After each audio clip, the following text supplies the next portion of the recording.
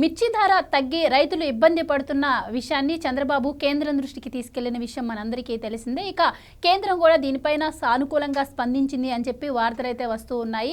ఇక చంద్రబాబు నాయుడు గారంటే మాకెంతో గౌరవం అని, ఆయన ఒక సమస్యను తీసుకొచ్చారు అంటే దాని తీవ్రత చాలా ఉంటుందని చెప్పి ఆలోచించామని, దానిలో భాగంగానే మరి ఈ సమస్యను త్వరగా పరిష్కరించేందుకు ప్రయత్నాలు జరుగుతున్నాయని చెప్పి స్వయంగా కేంద్ర మంత్రి శివరాజ్ సింగ్ చౌహాన్ చెప్పినట్టు తెలుస్తోంది. ముఖ్యంగా మరి చంద్రబాబు గారు రైతుల గురించి పెట్టినటువంటి విజ్ఞప్తులు పెట్టారు. మరి కేంద్రం ఎలాంటి సానుకూల నిర్ణయాలు తీసుకుంది, మరి రైతులకు కూడా ఇది ఒక పెద్ద శుభవార్త అని చెప్పి వార్తలు వస్తున్న నేపథ్యంలో మరి అసలు ఏం జరిగింది అన్న విషయాలను ఈరోజు డిబేట్లో చర్చిద్దాం. మనతో పాటు డిబేట్లో పార్టిసిపేట్ చేసేందుకు స్టూడియోలో ఉన్నారు సీనియర్ జర్నలిస్ట్ సత్యమూర్తి గారు. నమస్కారం సార్. సార్, చంద్రబాబు గారు ఈ మిర్చి రైతుల కోసం గత 2-3 రోజుల నుంచి ఆయన ఢిల్లీలోనే ఉంటూ కేంద్ర మంత్రులతో మాట్లాడుతూ మంత్రులను పంపించి కూడా మాట్లాడటం జరుగుతోంది. సో ఇప్పటికైతే ఒక శుభవార్త రైతులకి అందింది అంటున్నారు. సో ఎలాంటి శుభవార్త రైతులకు అందింది, మరి ఇప్పుడు దీనిపైన వైసీపీ ఏ విధంగా స్పందించే అవకాశం ఉంటుంది? ఇక్కడ మంచి విషయాల మీద జగన్మోహన్ రెడ్డి స్పందించాడు, అందుకని పారిపోతాడు, ఎక్కడో దాక్కుంటాడు ఏదో ఒక ప్యాలెస్లో. చాలా ప్యాలెస్లు ఉన్నాయి కదా. ఇక్కడ మంచి ఏదన్నా జరిగింది అంటే కళ్ళల్లో నిప్పులు పోసుకునే వైసీపీ నాయకులు ఆంధ్రప్రదేశ్లో ఓ 10 మంది దాకా ఉన్నారు. అందుకని వాళ్ళు విపరీతమైన దుష్ప్రచారం చేయటం, బూతులు మాట్లాడటం మాత్రమే చేస్తారు తప్ప నిజంగా రైతులకి మేలు జరిగినప్పుడు, ప్రభుత్వం ఏదైనా మంచి నిర్ణయం తీసుకున్నప్పుడు ఎప్రిషియేట్ చేద్దాము అన్న ఒక మినిమం డీసెన్సీ డెకరం కూడా ఈ వైసీపీ నాయకులకు ఉండదు. జగన్మోహన్ రెడ్డి వచ్చి మిర్చి యార్డుకి వెళ్ళి ఒక 10 టవల్స్ చెడగొట్టుకున్నాడు. అంటే ఆ ఏడుపు, ఆ కోరు భరించలేక. మిర్చి యార్డు మామూలుగా ఉండదు. మనం మామూలుగా చాలామంది కూరగాయల మార్కెట్కి వెళ్తేనే అక్కడున్న వాసనలు భరించలేక వామిటింగ్స్ చేసుకుని ఉంటారు. అటువంటిది మిర్చి యార్డుకి వెళ్ళటం అంటే అదొక మామూలు పరిస్థితుల్లో ఉండదు. ఆ కోరు చాలా విపరీతంగా ఉంటుందన్నమాట. అది తట్టుకోవడం కష్టం. అటువంటి విషయాలు జగన్మోహన్ రెడ్డి ముందర తెలుసుకోకుండా అక్కడికి వెళ్ళిపోయి మిర్చి రైతుల మీద ఏదో తనకేదో ప్రేమ ఉన్నట్టు, ఏదో సానుభూతి చూపించాలనుకుంటున్నట్టు, పొలిటికల్ మైలేజ్ వస్తుంది నాకు అన్న ఉద్దేశంతో వెళ్ళాడు. అక్కడికి వెళ్ళిన తర్వాత ఉక్కిరి బిక్కిరై ఏడిచి గొంతు బొంగురుపోయి, గొంతు మూగపోయి, కళ్ళెంబడి ముక్కులెంబడి నీళ్ళు వచ్చి అసలు ఈ మిర్చి రైతుల సంగతి వదిలేసి ముందర వెళ్ళిపోయి ఎలహంకి వెళ్ళిపోయి శుభ్రంగా బాత్ టబ్లో కూర్చొని ప్రశాంతంగా వేడి నీళ్ళతోటి స్నానం చేద్దామని వెళ్ళిపోయాడు. ఇంక మళ్ళీ రాలే కావచ్చు. బంగారు గోల్డ్ ప్లేటెడ్ ఇదే అయి ఉండొచ్చు. ఎందుకంటే 1,00,000 కోట్లు ఉన్నాయి. ఏం చేసుకుంటాడు? ఇద్దరు ఆడపిల్లలే, ఎట్టగొట్ట ఖర్చు చేయాలి కదా. అందుకని బంగారు బాత్ టబ్లోనే కూర్చొని ఉండొచ్చు. మనకు తెలీదు, సంబంధం కూడా లేదు. ఇక్కడ విషయం ఏంటి అంటే చంద్రబాబు నాయుడు ఈ సీజన్, మిర్చి సీజన్ రావటానికి 3 నెలల ముందు నుంచే అన్ని రకాల చర్యలు తీసుకుంటున్నాడు. అంటే మిర్చి రైతు పంట ఎన్ని ఎకరాల్లో మిర్చి వేశారు, ఫస్ట్ క్రాప్ ఎప్పుడు వస్తుంది, సెకండ్ క్రాప్ ఎప్పుడు వస్తుంది, థర్డ్ క్రాప్ ఎప్పుడు వస్తుంది అనేది మొత్తం అంతా కూడా రాష్ట్ర వ్యవసాయ శాఖ మొత్తం ఒక ప్లాన్ తయారు చేసి పెట్టింది. ఇంకా మీకు ప్లాన్ అంటే గుర్తొచ్చి చెప్తున్నాను నేను. ఈ వేసవి కాలంలో ఏ గ్రామాల్లో మంచినీటి కొరత ఉంటుంది, వాటికి ఎట్లా నీళ్లు సప్లై చేయాలి అనే కంటింజెన్సీ ప్లాన్తో సహా రెడీగా ఉన్నది. ఇప్పుడు ఎక్కడ ఇబ్బంది వచ్చినా కానీ వాటర్ ట్యాంకర్లు పంపించడానికి రాష్ట్ర ప్రభుత్వం పూర్తి సన్నద్ధతతోటి ఉంది. అసలు ఇటువంటి ముచ్చట్లు గత 5 సంవత్సరాలుగా ఈ రాష్ట్రంలో ప్రజలు కానీ, అధికారులు కానీ, ప్రజాప్రతినిధులు కానీ ఎవరన్నా మాట్లాడారా? ఇక్కడ అన్ని రకాల ఏర్పాట్లు జరుగుతున్నాయి. మిర్చి రైతుకు సంబంధించినంత వరకు మొత్తం అన్ని జాగ్రత్తలు తీసుకొని అప్పటికే 3 సార్లు కేంద్ర వ్యవసాయ శాఖ మంత్రికి చంద్రబాబు నాయుడు లెటర్లు రాశాడు. అక్కడి నుంచి కేంద్రం స్పందించే లోపలే ఎక్కువ మిర్చి పంట పల్నాడు జిల్లాల నుంచి వచ్చేసింది. సాగర్ ఆయకట్టు నుంచి ఎక్కువ పంట వచ్చేసింది. దాంతో గుంటూరు మిర్చి యార్డులో ఈ కొంతమంది దళారులు వీళ్ళందరూ కలిసి ఆ రేటు తగ్గించడానికి వాళ్ళ ప్రయత్నం వాళ్ళు చేశారు. దాంతో రైతులు గగ్గోలు పెట్టారు. వెంటనే గవర్నమెంట్ ఇంటర్వ్యూన్ అయిపోయింది. కేంద్ర ప్రభుత్వంతో మాట్లాడింది. యుద్ధ ప్రాతిపదికన ఇప్పటికి నేను 3 లెటర్లు రాశానండి, మీ దగ్గర నుంచి కొంచెం జాప్యం జరుగుతున్నది, అందుకని తొందరగా ఎక్స్పిడేట్ చేయండి నేను అడిగినవి అని చెప్పి చంద్రబాబు నాయుడు చెప్పంగానే వెంటనే శివరాజ్ సింగ్ మీరు చెప్పారు, ఆయన కేంద్ర వ్యవసాయ శాఖ మంత్రి, ఆయన చాలా బాధ్యత గల నాయకుడు. ఆయన మధ్యప్రదేశ్ ముఖ్యమంత్రిగా పనిచేశాడు. దీర్ఘకాలం మధ్యప్రదేశ్ ముఖ్యమంత్రిగా పనిచేసిన వ్యక్తి ఆయన. అంటే మామూలుగా ప్రజలతోటి అట్లా కలిసి తిరుగుతుంటాడు, గన్మెన్ కూడా లేకుండా. అటువంటి కమిట్మెంట్ ఉన్న వ్యక్తి. మీకు అంతకుముందు ఆంధ్రప్రదేశ్లో కృష్ణానదికి వరదలు వచ్చినాయి కదా, వరదలు వచ్చినప్పుడు మునిగిపోయినప్పుడు వెంటనే వచ్చేసాడు ఆయన. రాష్ట్ర ప్రభుత్వం ఇట్లా ఒక రిపోర్టు, టెంపరీ రిపోర్ట్ అని చెప్పి పంపించంగానే ఆ రిపోర్ట్ తీసుకొని వెంటనే విజయవాడ వచ్చేసాడు. విజయవాడ వచ్చేసి ఆంధ్రప్రదేశ్లో ఎక్కడైతే వరద తాకిడికి గురైన ప్రాంతాలు ఉన్నాయో ఆ ప్రాంతాల్లో తిరిగేశాడు. విజయవాడ వచ్చాడు. విజయవాడ వచ్చి ఇదేంటండి మీరు అసలు డ్రోన్లతోటి ఆహారం సప్లై చేయడం ఏంటి, అసలు ఇది చాలా కొత్తగా ఉంది, ఇది నేషనల్ గైడ్ లైన్స్ను కూడా నేను మారుస్తానని చెప్పేశాడు. అంటే ఆ శివరాజ్ సింగ్ చౌహాన్ అంత గొప్ప వ్యక్తి అన్నమాట. నిజమైన ప్రజానాయకుడు. ప్రజల సమస్యల పట్ల చాలా స్పందిస్తాడు వేగంగా. అటువంటి వ్యక్తి, అందులో చంద్రబాబు నాయుడు అనే ఒక ఇంపార్టెంట్ జాతీయ స్థాయి నాయకుడు, ఇప్పటికి 3 లెటర్లు రాశానండి మీరు స్పందించలేదు అంటే ఆయన ఊరుకుంటాడా? అయ్యో నాకు నిజంగా తెలియదని నేను వెంటనే చేస్తున్నా అని చెప్పి యుద్ధ ప్రాతిపదికన మొత్తం అన్ని అరేంజ్మెంట్లు చేసేసి ఈ రోజున మిర్చి రైతుకి ఆంధ్రప్రదేశ్ మిర్చి రైతుకే కాదు, ఫర్ యువర్ ఇన్ఫర్మేషన్ నేను చెప్తున్నా, ఈ రోజున దేశంలో ఉన్న రైతులందరికీ మేలు కలిగించే నిర్ణయాలని చంద్రబాబు నాయుడు ప్రస్తావించటం వల్ల కేంద్ర ప్రభుత్వం తీసుకున్నది. మెయిన్గా ఏంటి అంటే ఇక్కడ ఈ మార్కెట్ ఇంటర్వెన్షన్ స్కీమ్ అని ఉంటుంది. అంటే మార్కెట్ ధరల స్థిరీకరణ నిధి. అసలు ఈ ధరల స్థిరీకరణ నిధి కాన్సెప్ట్ తెచ్చిందే చంద్రబాబు నాయుడు. దేశంలో ఏ రాష్ట్రంలో కూడా లేని సమయంలో, ఈ కాన్సెప్టే లేని సమయంలో చంద్రబాబు నాయుడు ఈ ధరల స్థిరీకరణ నిధిని తీసుకొచ్చాడు, మార్కెట్ ఇంటర్వెన్షన్ స్కీమ్ని. ఆ తర్వాత దేశంలో అన్ని రాష్ట్రాలు, కేంద్ర ప్రభుత్వం కూడా ఇంప్లిమెంట్ చేస్తూ వచ్చింది. ఈ మార్కెట్ ఇంటర్వెన్షన్ స్కీములో కొన్ని నియమ నిబంధనలు ఉన్నాయి. ఒక మెయిన్ ప్రధానమైన నియమ నిబంధన ఏంటి అంటే, మార్కెట్లో ఏదన్నా రైతులకి ఈ పంట గిట్టుబాటు ధర రాకపోతే 25% కన్నా ఎక్కువ కొనడానికి వీల్లేదు రాష్ట్ర ప్రభుత్వం కానీ కేంద్ర ప్రభుత్వం కానీ. 25% స్టాక్స్ వరకే, అంటే ఆ ఉత్పత్తి, వ్యవసాయ ఉత్పత్తుల్లో అప్పుడు ఎంత ఉత్పత్తి అయిందో చూసి ఆ సీజన్కి అందులో 25% మాత్రమే రాష్ట్ర ప్రభుత్వం, రాష్ట్రం కానీ కేంద్రం కానీ కొనాలి అన్న నిబంధన ఉన్నది. ఇది కేంద్రం చట్టం కదా, దేశం మొత్తం అమలవుతున్నది. ఇప్పుడు చంద్రబాబు నాయుడు అడిగింది ఏంటి అంటే, ఆ 25% నిబంధన, ఆ సీలింగ్ లిమిట్ని తీసేయండి అని అడిగాడు. కేంద్రం ఒప్పుకున్నది. ఇది మీరు ఒక్కసారి ఆలోచించండి. దేశంలో ఉన్న రైతులకి, దేశం మొత్తం, ఒక ఆంధ్రప్రదేశ్ రాష్ట్రానికే కాదు, దేశవ్యాప్తంగా ఉన్న రైతులకి ఎంత వెసులుబాటు కలిగిస్తుందో మీరు చూడండి. వాణిజ్య పంటలు కానీ, ఆహార పంటలు కానీ, పప్పు దినుసులు కానీ ఏవైనా సరే ఇది ఇంప్లిమెంట్ చేస్తే ఇంకా రైతులకి ఎటువంటి సమస్యలు ఉత్పన్నం కాని పరిస్థితి భారతదేశంలో ఏర్పడుతుంది. ఇటువంటి మహత్తర నిర్ణయం కేంద్రం తీసుకునే విధంగా, సడలించే విధంగా చంద్రబాబు నాయుడు చేసిన సజెషన్ని అక్కడ ఇంప్లిమెంట్ చేస్తూ ఉన్నారు. మిర్చి రైతుకి సంబంధించి, అసలు మిర్చి రైతుకి సంబంధించి అతను ఆ కల్టివేషను లేకపోతే వాటికి సంబంధించిన కొన్ని పెక్యులియర్ సమస్యలు ఉంటాయి.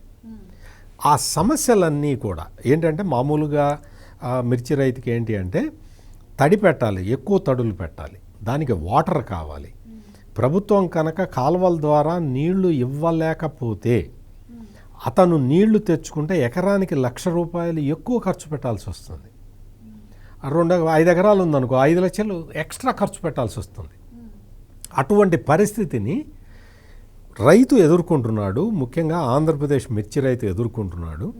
అందుకని మీరు మినిమం సపోర్ట్ ప్రైస్ డిసైడ్ చేసేటప్పుడు మీరు ఈ ఆస్పెక్ట్ని మీరు పరిగణలోకి తీసుకోవాలి. ఆంధ్రప్రదేశ్ రైతుల పరిస్థితిని మీరు సపరేట్గా చూడాలి, భిన్నంగా చూడాలి అని చంద్రబాబు నాయుడు కేంద్రాన్ని అడిగితే కేంద్రం ఒప్పుకున్నది.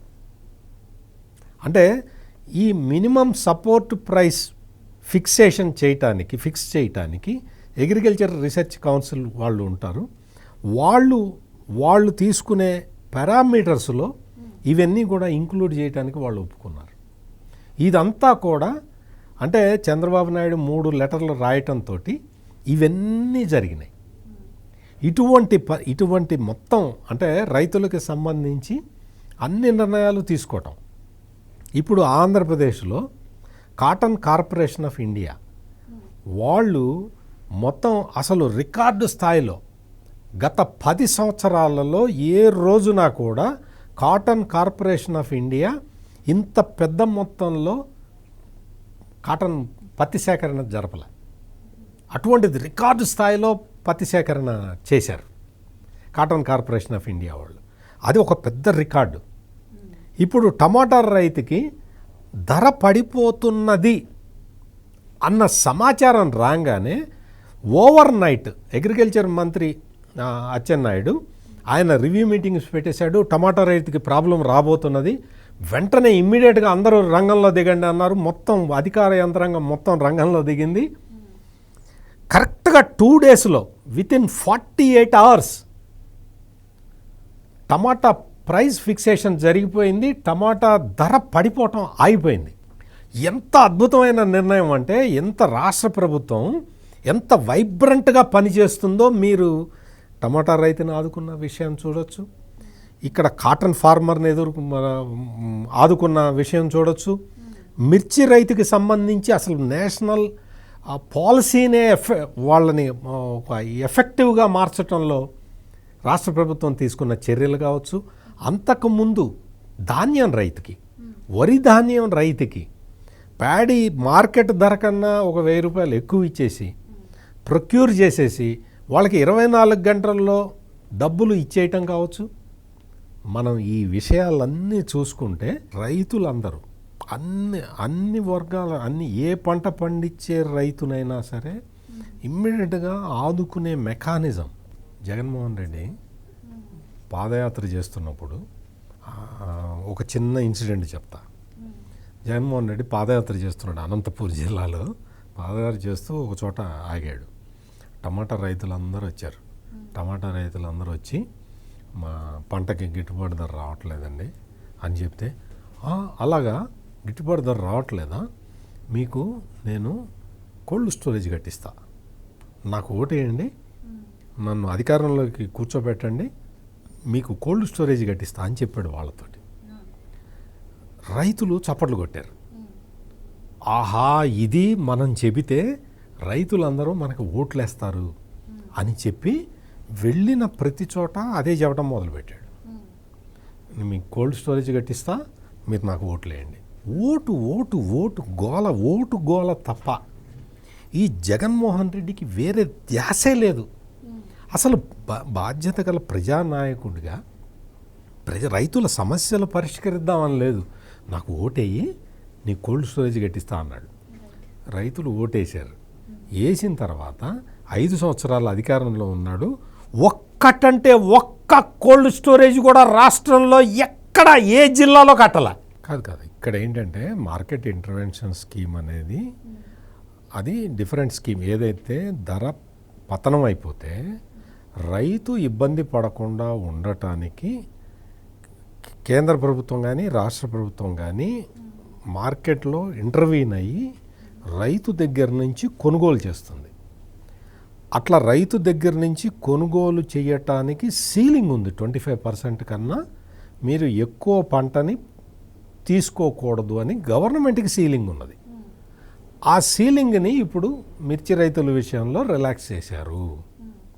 అంటే మీకు ఏంటి అంటే ధర పతనం అవుతున్నది అనుకోండి, ఎవరికైనా టమాటా రైతుకు కానీ లేకపోతే మిర్చి రైతుకు కానీ ఎవరికైనా సరే ఏ పంటకైనా ధర పతనం అవుతూ ఉన్నది అనుకోండి, రాష్ట్ర ప్రభుత్వం ఇంటర్వ్యూన్ అయ్యి కొనుగోలు చేసినా కానీ పంట విస్తీర్ణం ఎంత విస్తీర్ణం ఉందో ఎంత ఉత్పత్తి వస్తుందో అందులో 25% మాత్రమే కొనగలుగుతాయి ప్రభుత్వాలు ఇప్పటి వరకు.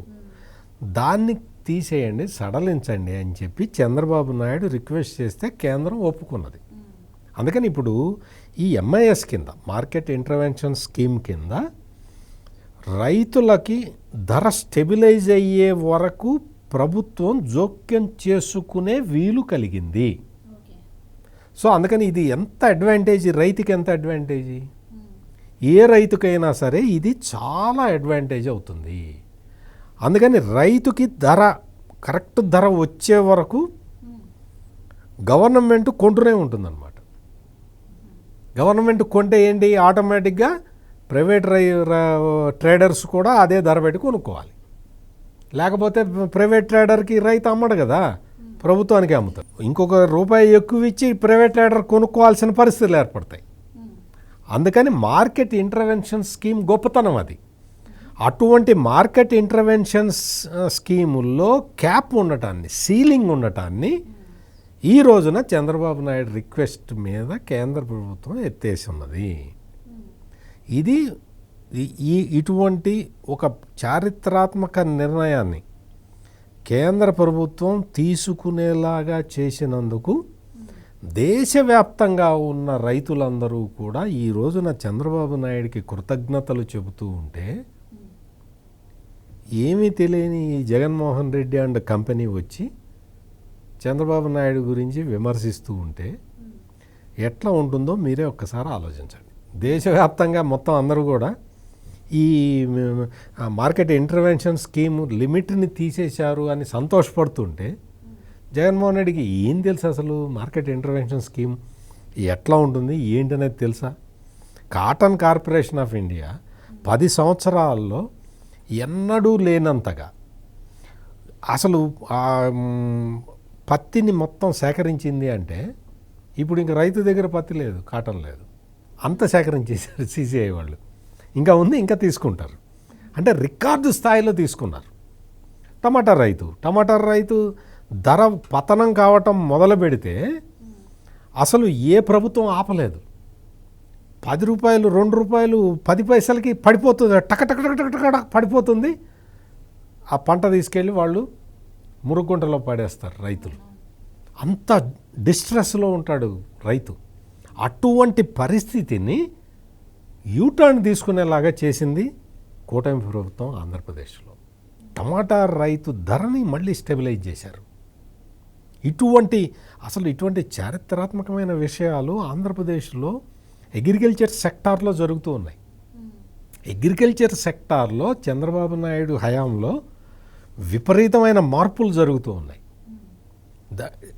అవన్నీ కూడా మొత్తం అసలు వ్యవసాయ శాస్త్రవేత్తలు, ఈ అగ్రికల్చర్ ఎకనామిస్టులు కూడా ఆశ్చర్యపోయే స్థాయిలో అక్కడ మార్పులు జరుగుతూ ఉంటే నేను ఒప్పుకోను అంటే, ఇది జగన్మోహన్ రెడ్డి నేను ఒప్పుకోను, ఏం జరగట్లే అంటుంటాడు. అక్కడ జరగాల్సిన వాటికన్నా అద్భుతాలు జరుగుతూ ఉన్నాయి. మొత్తం ఈ మార్కెట్ ఇంటర్వెన్షన్ స్కీమ్కి సంబంధించి వచ్చిన మార్పులతోటి ప్రభుత్వం తన బాధ్యతని తాను నిర్వర్తించడానికి వీలు కలుగుతుంది, రైతుకి వెసులుబాటు కలుగుతుంది.